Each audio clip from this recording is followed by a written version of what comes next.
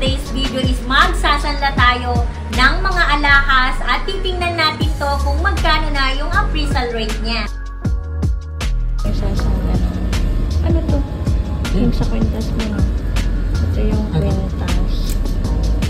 Tapos yung 6.20. Dito kami sa Cebuana.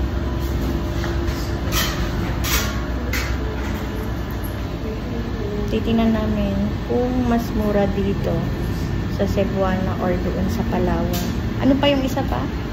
Cebuana, Palawan, tsaka kung ano yung mas mababa yung interest, tsaka yung kung mas mahal yung per gram nila. Dito naman kami sa Palawan. Tapos na yung ano kanina yung Cebuana, try namin dito. So dito mas bababa sa Luwilier. Baba dito sa Palawan. 15.5 yan, ma'am. Yung bracelet. Magkano interest? Yan lang naman kinukuha namin. Advance interest namin. Interest lang? Interest lang po talaga sa... Pwede ba sulat naman ako? Yung sa itong necklace at saka... Ano pa yung isa? Palawan, Cebuana. May isa pa. Yeah. So, after ng Palawan, dito naman tayo sa may M. Luwilier.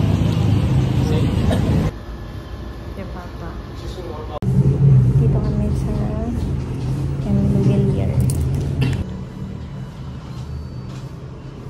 Sama to parehas, ma'am. 39,350. Ang monthly.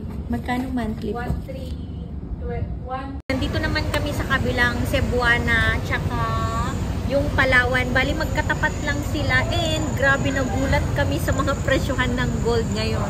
Sobrang satisfied at talagang mapapawaw ka talaga kasi etong kinompare kasi namin lahat etong Cebuana is umaabot siya. Yan, ito yung Palawan, guys. Yung Palawan, umaabot siya ng 40 plus. And then, ito naman, bali, ano lang naman, 2,000, ganun yung difference. And, ang mas maganda doon, mga kabsat is, pag nag-appraisal ka kasi, sa mga pawn shop, tatanungin nyo rin kung magkano yung interest. And, maganda kasi mas mababa yung interest and mas malaki yung kuha nila dito sa may Palawan. And may card ako, guys. Yun yung maganda. Pag may card kayo sa Palawan is, maka-discount pa kayo ng 60 pesos. So, yung 2 months is 777. Yung isa, yung isang bracelet ni Daddy. And yun, malaking tulong yung yung 60 pesos na yun. Kaya hanapin ko muna yung card bago ko kunin, bago kami magsanla. And eto, guys, nagulat ako dito kasi ang kuha lang ni Daddy dito noon is nasa 1,000 plus, no? 1,800, ganun. Dito sa Palawan, nagulat ako, 5,500. Grabe talaga ang gold. Dito naman sa kabila, sa may Palawan, sa may Cebuana, Luwilier is sarado na 5,000. So, kung saan tayo mas malaki. Oo, mas malaki. Doon tayo. Doon pala, hindi sila magkapare-pareho kasi sabi dito, merong Palawan kasi na mas mababa and mas mataas yung interest. Sabi, agent daw yun, no? Mga agent daw yun. So, hindi kami doon. Tips ko lang pag nagsanla kayo, i-compare nyo kada bawat pawn shop na mapupuntahan nyo, i-compare nyo talaga kung mas mataas. Kung sinong mas mataas, doon kayo. Ito nga yung mga alahas namin, guys. May bracelet, may dalawang necklace, at yung couple ring namin. Pero hindi namin ito isasanla. Titingnan lang namin to kung magkano talaga. Usapang ginto, usapang alahas nga for today's. Magkano na nga ba ang appraisal rate ngayong 2025? 18K Saudi Gold. Napakita ko nga sa inyo yung aming na-invest ni Daddy. Ito nga ang couple ring namin, etong necklace, at etong necklace na dalawa, at etong bracelet. Ito nga, yung kuha namin, itong couple ring namin ay umaabot siya ng mga 9,000 plus kasi 4,850 yung isa nito. At ito naman, yung bracelet, ang kuha namin dito is 19,000 plus. Last year lang namin to nabili. At itong dalawang necklace naman, ay nakuha namin to year 2022. So, 3 years na siya sa amin. Ito nga necklace ni Daddy ay umaabot siya noon ng 11,200. At itong necklace ko naman naman ay nabili lang namin to ng 1,200 kasi wala siyang gramo. 0 point something lang to. Ito namang necklace niya ay umabot siya ng 3.6 at ito naman is nasa 4.4. At ito naman is 1 gram lang siya kasi nung kumuha kami nito is 4,850 lang yung per gram noon, nung last year, nung 2024.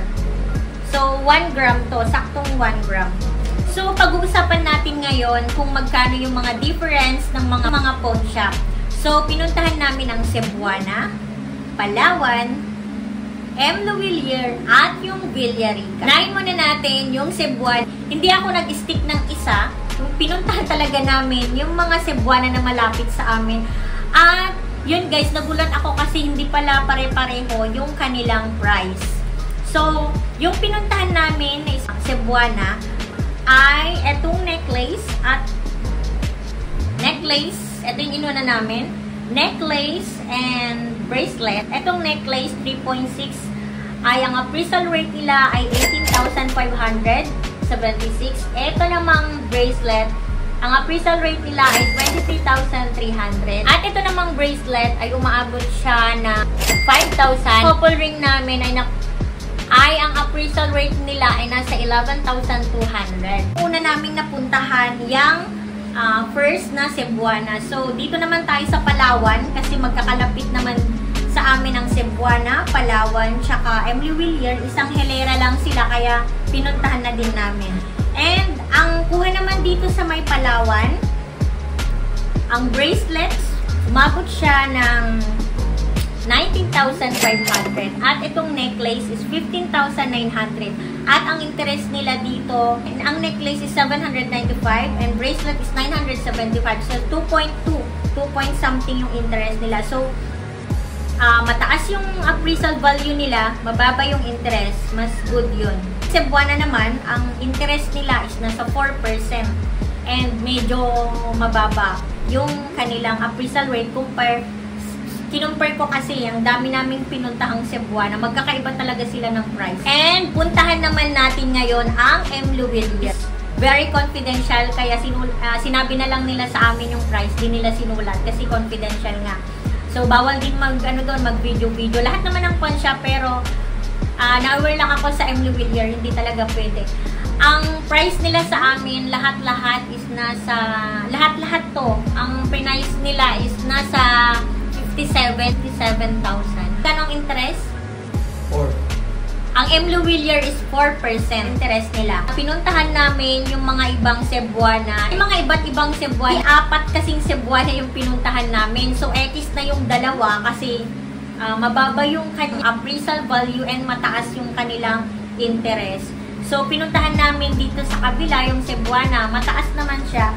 So, ang bigay nila doon sa isang Cebuana is umaabot siya na bracelet, umaabot siya ng 23,200 at itong necklace is 18,500. So, itong mga to, lahat-lahat na ang bigay nila sa amin, lahat-lahat is nasa 59,300. So, mas mataas sa kabila sa M. Luwilier kasi nasa 59,700. Magkalapit lang naman yung Cebuana at saka yung Palawan. Bali, dalawang Palawan yung pinuntahan namin. Etong isa is umaabot siya lahat-lahat ng 61,900. So, dito talaga ako napahanga. And, eto guys, ang price nito sa Palawan is nasa 5,500 pero ang bili lang namin dito noon is nasa 1,200. So, nakakaaliw na mag-invest talaga ng mga gold. Sabi nga nila, always invest gold. Kaya napakaganda talaga na bumili ng mga jewelry gold. Dahil nga, pag nangangailangan ka, ay pwede mong isanla ito kahit anong araw, kahit anong oras. Magkakaiba nga sila ng mga interest, ng mga appraisal rate. At least, yung gold mo ay hindi masasayang at tumataas talaga yung appraisal rate. Sa pagsanla kasi, ay pwede ka nang makakuha ng instant cash at secured financing. Isa naman, kung gusto nyo umutang sa bangko at kung gusto nyo mag-loan, ay meron chance na hindi maaprubahan yan.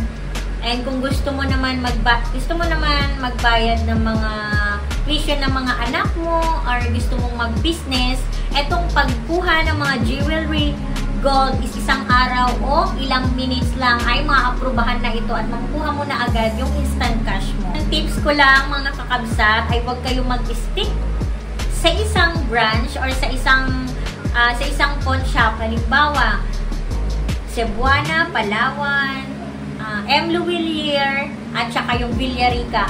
Maghanap pa kayo ng ibang mga Cebuana, malay nyo, mas mataas pa yung appraisal rate na makukuha nyo. Bawat pawn shop kasi ay may mga dealer, kaya magkakaiba talaga sila ng mga appraisal value na binibigay.